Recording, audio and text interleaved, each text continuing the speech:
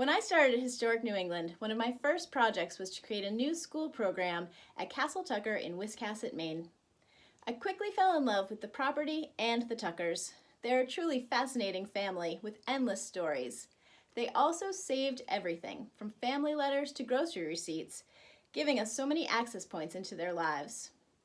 My favorite single object in the house is the Hoosier cabinet.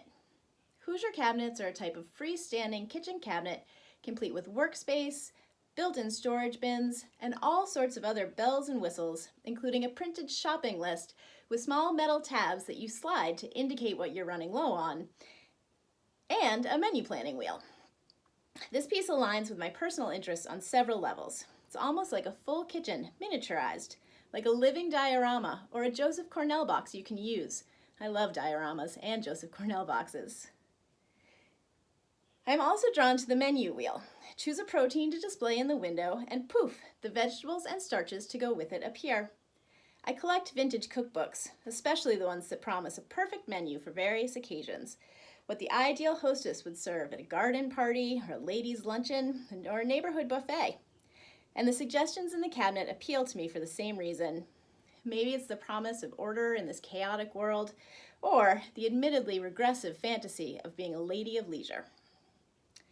This particular cabinet also holds a story, an illustration of family dynamics that fits perfectly within the school program In Search of a Story, The Children of Castle Tucker, in which middle school students use their time in the house for research and inspiration for the short piece of historical fiction that they'll write back in the classroom. Jenny Tucker, the youngest of the 5 Tucker children, bought the cabinet for her elderly mother, Molly, using money given as a Christmas gift by her older brother, Dick, who lived in California. Jenny wrote to him, "Thank you so much for my Christmas check. All our money went into the kitchen cabinet, and Ma wonders now how we ever got on without it. Cuts all her work in half.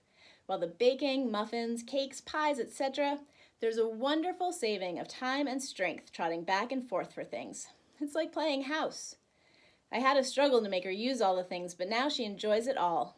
The porcelain table to mix and knead on seems so much healthier than the old board. It got moldy and sour, for Ma couldn't keep it as clean as she used to.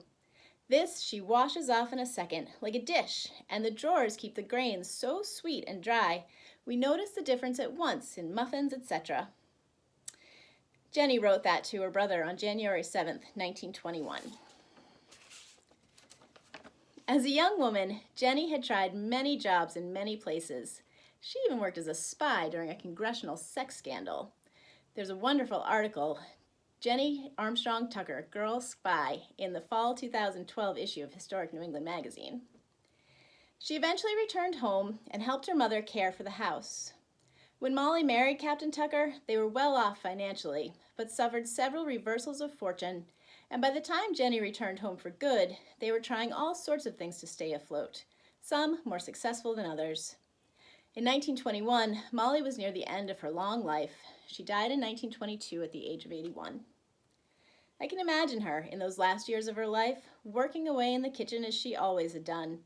But now, with everything at her fingertips, Jenny close by but not intruding, allowing her mother this last bit of independence without worry about anything being moldy or sour.